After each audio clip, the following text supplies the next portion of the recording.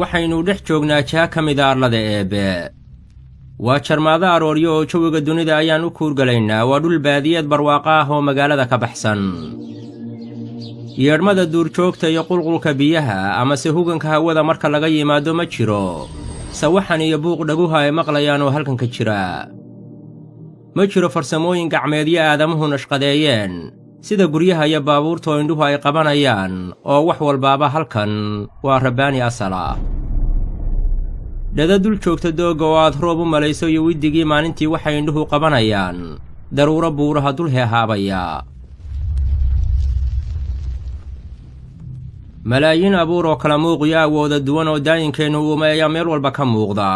oo jiho walba oo arladan eebbe aad jilleecyad waxaad arkaysaa calaamado cibro qaadasho leh oo jiraarka ilaahayna muujinaya.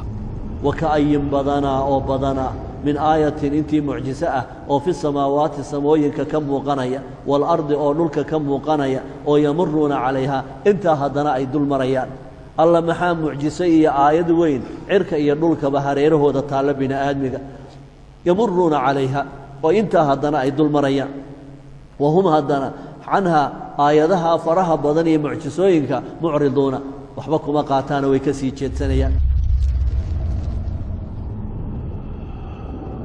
kuwani waa wacyi iyo darsi diiniya. waa muxaadarooyin iyo nadwooyin aan hadlayno inu hor yaalla. waa bidhaamo qurxoon oo dhaayaqabad leh. waa dhambaalla iyo xaashyo koonka oogadiisa ku qoran oo ay tahay inaynu akhrisanno. ilaa siduu u leeyahay kitaabkani xaashiyo kala baxsan oo aynu akhriyayno ayuu kownkanaynu ku noolnahay. cirkiisa iyo dhulkiisa iyo baddiisa iyo berrigiisa iyo buurihiisa waa kown isaguna xaashiya leh kala baxsan oo u baahan akhrin. makhluuqaadka ilaahay ee dunida ku faafsan haddaan u fiirsanno maxaan ka faa'iidaynaa miyuu maankaagu isweydiinayaa. waxyaalaha makhluuqaadka ku jira markaad fiiriso ilaahay weynankiisaad ka dhex arki, xikmadda rabbi baad ka dhex arki, naxariis baad ka dhex arki, waxaad ka dhex arki awood iyo qudro aan lahayn xad lahayn baad ka dhex arki. ilaahay mu'miniinta ayuu ammaanay talow muxuu ku ammaanay? mu'miniinta ilaahay wuxuu ku ammaanay way fikiraan. oo maxay ka fikiraan? abuurka samaawaadka iyo dhulalka ayay ka fikiraan. markii makhluuqaadka eebbe ay u fiirsadaan oo ka fakeraan natiijada u soo baxaysaa maxay tahay? natiijada uga soo baxaysa waxa weeye rabbanaa maa khalaqta haadaa baatila. rabbiyow walle waxaan sidan isu saaran inaadan bilaash u abuurin.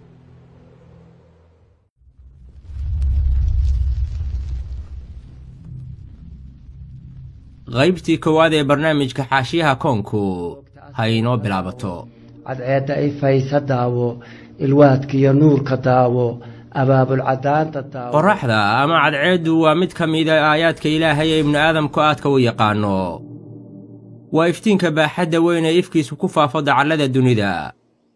waa tamarta iyo ilayska ugu weyn ee nooluhu uu ku tiirsan yahay. inkastoo maalinta iyo qorraxduba yihiin kuwa nooluhu u baahan yahay, misena waa arrin adag in lala qabsado weligeedba qorraxdu inay ahaato mid iska soo taagan oo aan dhacayn. bal qiyaas waxaa dhici lahaa dunidan oo bilaa habeen ah oo maalin joogta ah weligeed ku jirta. ilaahay wuxuu leeyahay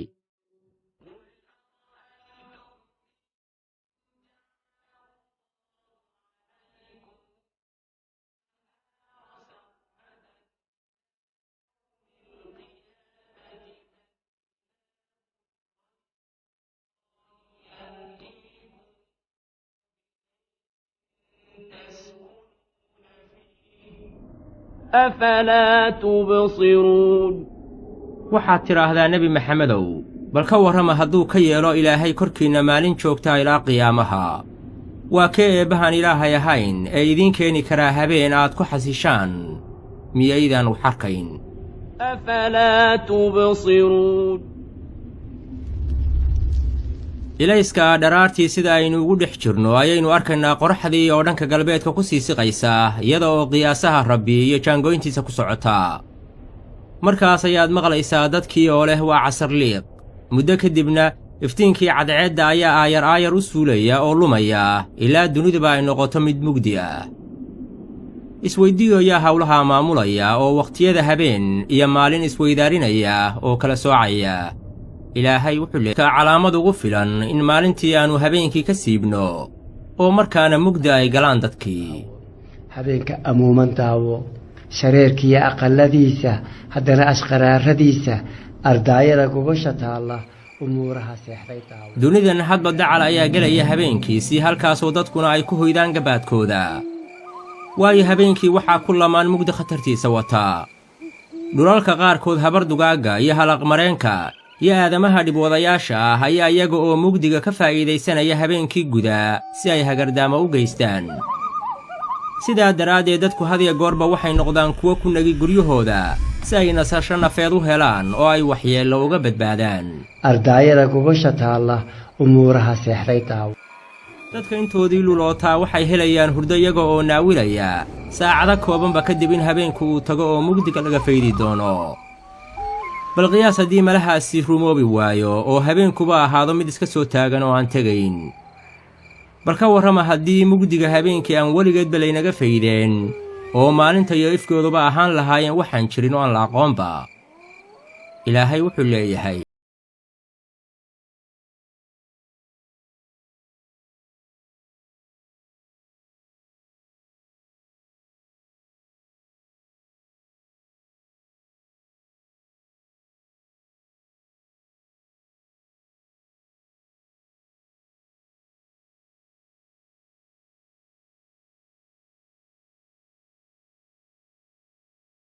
bal ka warrama hadduu ka yeelo ilaahay korkiinna habeen joogta ilaa qiyaamaha waa kee eebbahan ilaahay ahayn ee idiin keeni karaa iftiin miyaydaan wax maqlayn أفلا تسمعون habeenkii oo muujinaya sida uu maalintii uga duwan yahay ayaa xilliyadiisa dambe soo bandhigaya midabadiisa layaab kale ee madowga badan wakhtiyada dambe habeenkii ruuxu intuu hurdada ka tooso samada sare eega waa hubaal inuu arki doono duni deggan oo la yaab leh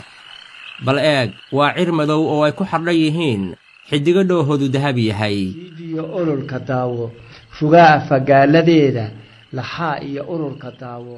xiddigaha samada teedsani mar waa tilmaamo lagu safro oo ku jihaynaya mar kalena waa dheeh qurxiyo samada misna waa hub lagu gano shayaadiinta بعض النجوم خلقن زينا للسماء كالدر فوق ترائب النسوان وكواكب تهدي المسافر في السرى ورجوم كل مثابر شيطاني لا يعلم الإنسان ما يقضى saqda dhexe marka aadamuhu seexda oo jawigu degan yahay cirkuna uu qurxoon yahay ayuu rasuulkii rabbi nabadgelyo korkiisa ahaatee intuu hooygiisa ka soo baxo ayuu samada eegi jiray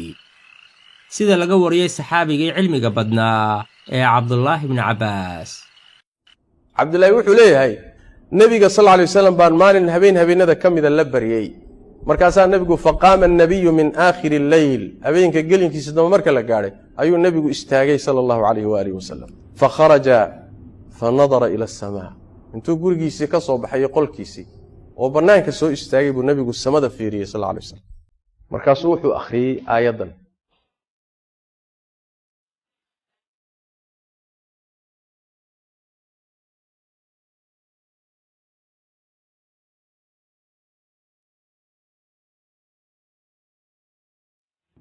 wuxuu yidhi uma rajaca ila albeyti kadibna gurigiibuu dib ugu noqday qolkiisiibuu dib u galay fatasawaka watawada'a uma qaama fasalla waa soo cadayday waa weysaystay kadibna waa istaagay oo salaad buu isu taagay uma dajac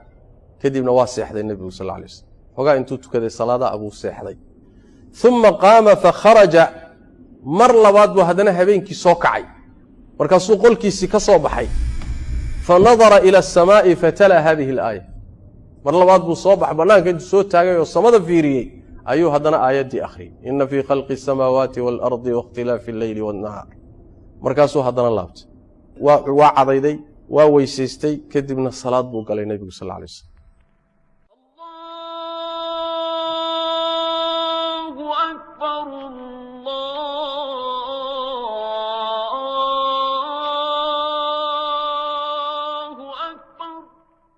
aadaan maqashayaaba bilaal xasuusatay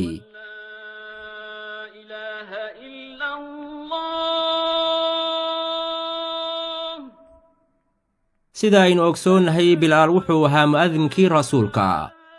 sida qofka iyo hadhkiisu u wada socdaan ayuu mar walbaba nebiga uga agdhowaa habeen ayuu damcay inuu nebiga ogeysiiyo in wakhtigii salaadda subaxuu soo dhowaaday markii uu ridda soo joogsadayba waa rasuulkii rabbi oo ilmaynaya gadhkiisii ayay lintu qoysay oo jilbihiisii lintu intay dhaaftay ayay dhulka u dhaadhacday falam yazal yabkii xataa balla alard bilaal isaga oo yaaban ayuu rasuulkii weyddiiyey qaala yaa rasuula allah lima tabkii waqad gafara allaahu laka maa taqaddama wamaa ta'ahar maxaad u ooyaysaa iyadoo ilaahay dembigaagii hore iyo kii dambeba uu dhaafay rasuulku wuxuu ku jawaabay qaala afalaa akuunu cabdan shakuura oo miyaanan ahaanayn addoon mahadnaqaa nebigu sala allaahu calayhi wasalame bilaal wuxuu u sheegay habeenka laqad nasalat calaya alleylata aayah weylun liman qara'aha waliman tafakkar fiiha waxaa iigu soo degtay aayad qur'aan ah aayaddaas halaag ha ku dhaco qofkii akhriyay een macnaheeda dhuuxin ee u fiirsan aayadahaasi maxay ahaayeen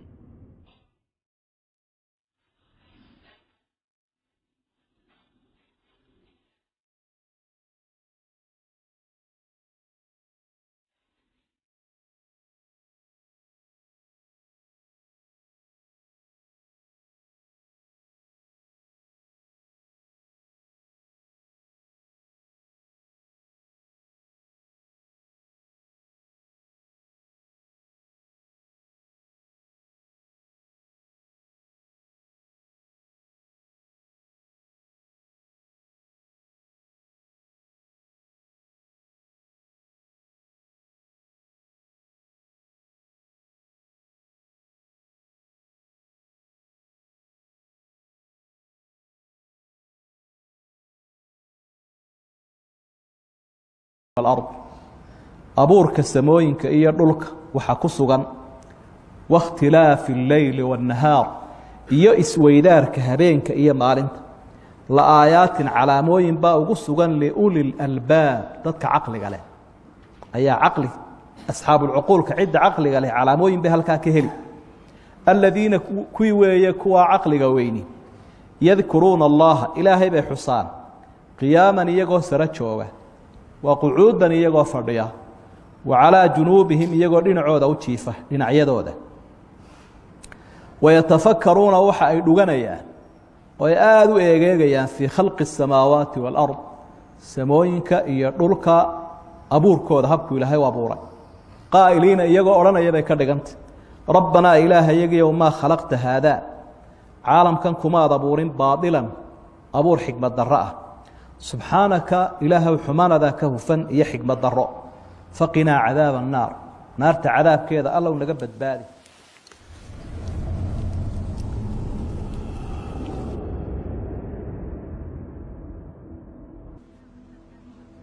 dadka na maqlayo waxaynu cabbaar ka hor soo maqalnay aamad ugu filan in maalintii aannu habeenkii ka siibno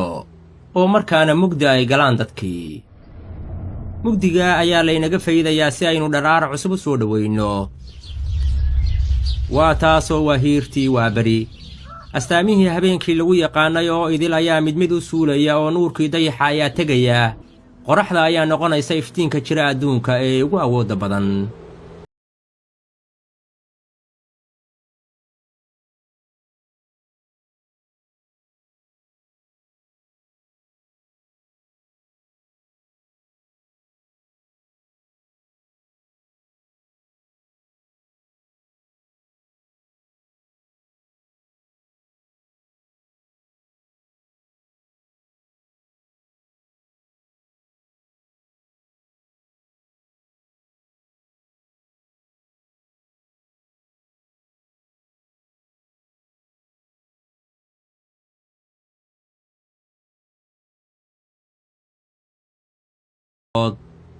waxaan tirnay habeenka astaantiisii oo dayaxa ah waxaan ka dhignay calaamaddii maalintii mid ifaysa si aad u baadi goobtaan fadliga ilaahay iyo si aad u garataan tirada sanooyinka iyo xisaabta تعلموا عدد السنين والحساب dayaxa ishi buuxsankiisa aashaa socodkiisa daawo dayaxa dusheenna ah iyo cadceeddaasiba waxay ka mid yihiin nimcooyinka ilaahay inoo sakhiray cadceedda ifaysa daawo jadwalka nolosheenna ayay dowr lixaadle kaga jiraan la'aantoodna tirsiga sanooyinka ama xisaabta xilligu inooma suuroobeen qorshayaal isu qiyaasan oo rabbaani ah ayay ku socdaan dharaar qura hadday amarrada eebbe qorraxda iyo kuwa la midkaahi jabin lahaayeen khalkhal ayaa intuu dhaco waxaaba la arki lahaa habeenkii oo maalintii ka soo horreeya ama qorraxda oo dayixii gaadhay wakhti ay isgaadhayaan baa jira wakhtigaasina waa marka la ysku dhalaalinayo marka ilaahay uhi qorraxdii iyo dayixii baan isu geeyo isgaadhay وجمع الشمس والقمر markaa waa isku dhalaalaysa laakiin inta kale ilaahay baa kala ilaalinaya oo waa ballanqaad rabbaani ah oo ilaahay wuxuu ku leeyahay fii suurati yaasiin